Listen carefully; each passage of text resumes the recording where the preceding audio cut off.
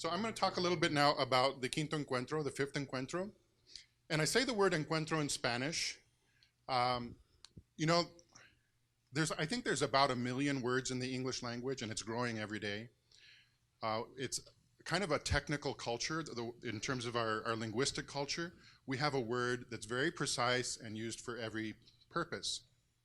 The Spanish language, I think, has about 150,000 or 200,000 words, much less. And so in the Spanish linguistic culture, we use words with multiple meanings. And if you want to translate from English to Spanish, it usually takes more words in the Spanish because you have to get that precision with multiple words on the Spanish side. On the other hand, it can also happen the other way, because when you say something in Spanish, it's like instead of touching or playing the piano with one finger, it's like playing the piano with all 10 fingers.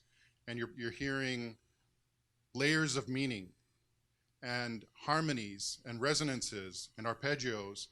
And so the one word encuentro in Spanish, it can be translated just as encounter, like I meet you, we have an encounter.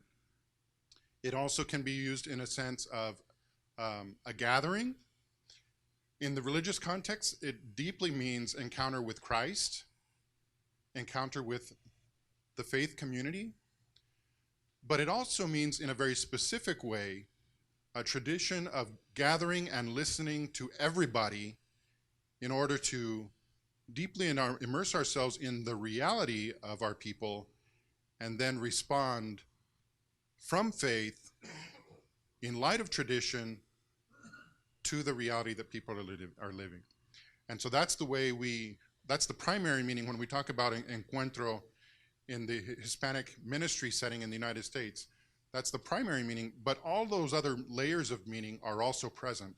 So we choose not to translate it into fifth encounter, it's fifth encuentro. The first one happened in 1972. It was a response to the Second Vatican Council. The Vatican Council concluded Latin America moved very strongly in their pastoral response to use this encuentro model, nationally and internationally. They had it was actually their second gathering of the bishops of all of Latin America. It was held in Medellin, Colombia in 1968. The previous one was pre-Vatican II. The new one brought in a whole new model of approach. And then in 1972, his leaders in Hispanic ministry in the United States said, we need to learn from that, we need to take advantage of that methodology, and we'll do it here. So that was the first encuentro. Happened in 1972. There were only about 250 people present. It happened in Washington, D.C. The next one, in 1979, gathered more people, the second encuentro, and they started to form regional structures to support Hispanic ministry. And in preparation for the third encuentro in 1985, they did a very intensive and deep grassroots effort to reach out and hear the voices of people who were engaged but had concerns. And all of that fed into their process. And then from there, the first National Pastoral Plan for Hispanic Ministry was formed by the U.S. bishops, published in 1987. The year 2000 came along, and the Hispanic Ministry Office of the USCCB invited the whole church to Jubilee. Let's celebrate the new millennium, and they called that Encuentro 2000. It was a little bit different process. It didn't have the grassroots consultation. It was a celebration of the millennium. And so here we are, starting in around 2015, the formal preparations began, and the grassroots consultation started in 2017. The national event took place. So it started in parishes and dioceses throughout the country. I think we had about 145 dioceses that took part out of 178 territorial dioceses in the United States. They did the small group and parish processes. They did a diocesan encuentro, and then they did regional encuentros. So the colors here on the map represent the 14 episcopal regions of the United States. Each one had its own encuentro in the first 6 months or so of 2018. And then in September of 2018, we had the National Encuentro in Fort Worth, Texas. Since then, we've been in a process of reflecting on what was heard. We just published recently the proceedings and conclusions of the Encuentro, and now we're in the process of going back to the regions, going back to the dioceses, and sharing everything that we learned. And so that process will end, and my role with the Encuentro process will end at the end of this year. A priority in the process, the consultation process, we wanted to hear from young people. We wanted to hear their hopes, their joys, their concerns, the obstacles they experience in the life of the church. And based on the data that we got, we would say that about 20% of the participants at the parish and diocesan level were youth and young adults themselves. So that's a significant number, representing about 28,000 young people that participated in the reflection and mission sessions of the Fifth Encuentro. We engaged them, not only the young people, but everybody in the sessions of the Encuentro, to go out to the peripheries, as Pope Francis uses that word, and find people and engage them in conversation about their hopes and dreams, their obstacles, their challenges, and what they would like to receive and contribute to the church. Their gifts and talents, their concerns and their hopes. And so an additional 32,000 young people were encountered in the missionary visits to the peripheries. So some of the things that we'll be looking at come from that consultation. In addition, there were extra efforts for the consultation. We did some demographic analysis. I told you my background was in computer science, sociological research. I mined the data from the Census Bureau. I mined data from the Center for Applied Research in the Apostolate, from the Pew Research Center. I brought it all together, and we were able to come up with this perspective on the changing demographics of the U.S. Catholic Church.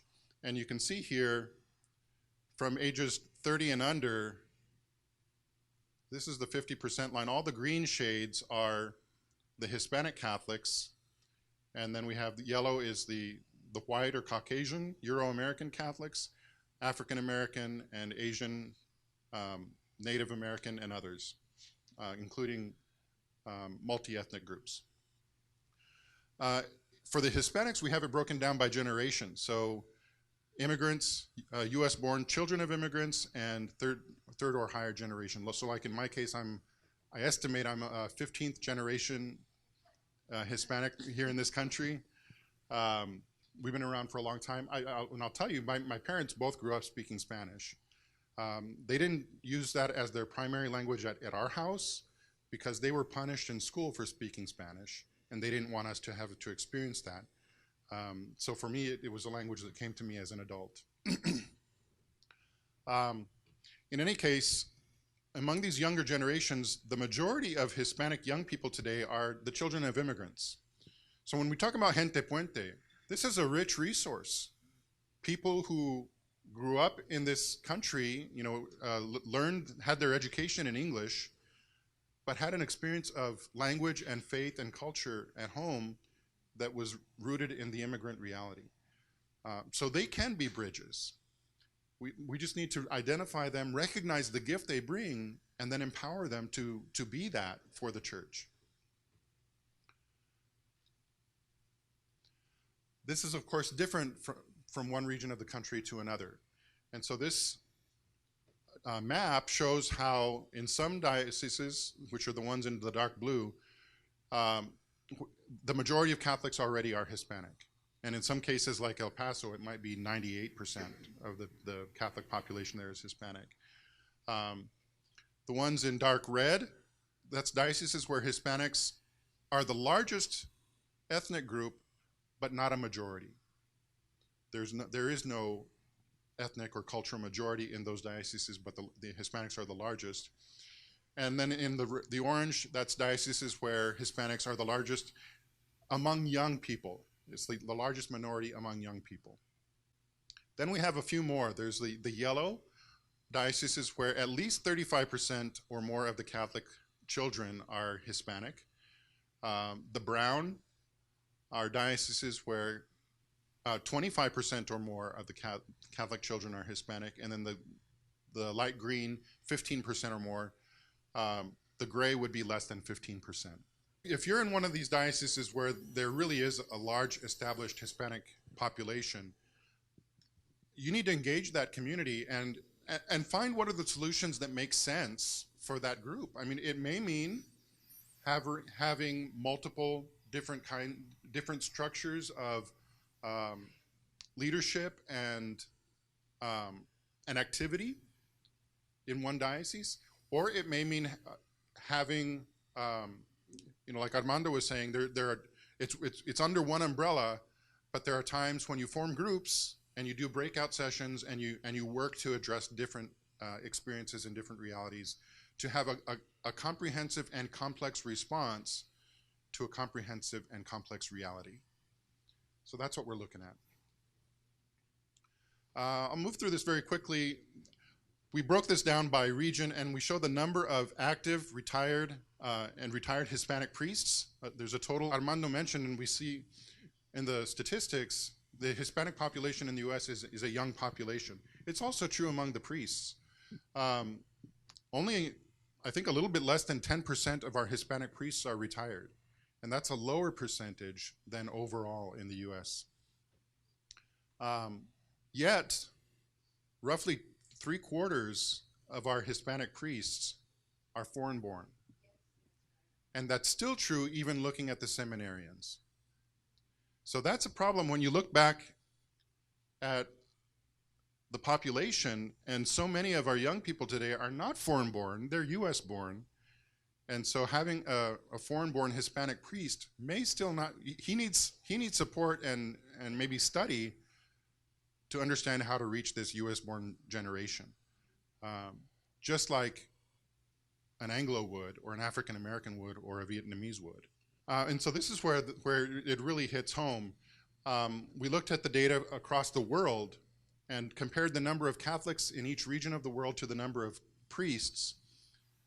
Here in the United States, we're actually among the wealthiest areas in the world in terms of priests. We're priest wealthy. We have more priests per Catholic than any place in the world except for Europe. Of course, over there, it also tends to be a whole lot more that are retirement age.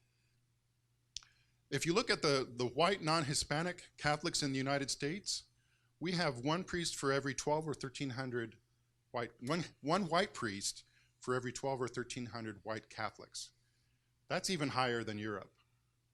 We have white priests galore. We say we're suffering from a priest shortage, and it's true. We could always use more priests. But relative to the rest of the world, we have twice as many for the white Catholics. For Hispanics, with the immigrant Hispanics, it's almost the same as Latin America. We have a little bit less. It's one for every 8,000. One Latin American-born Catholic priest for every 8,000 Latin American-born Catholics in the United States.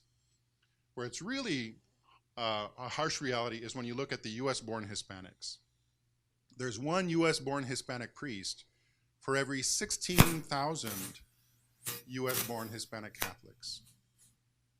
This is the evidence of the disconnect that Armando has been talking about in the parishes and in the diocesan level ministries. We're not reaching them. I don't think it's true, and I believe in my heart it's not true, that God has stopped calling US-born Hispanics to the priesthood and religious life. I don't believe that. God is calling, but we are not preparing hearts as fertile ground to receive the call.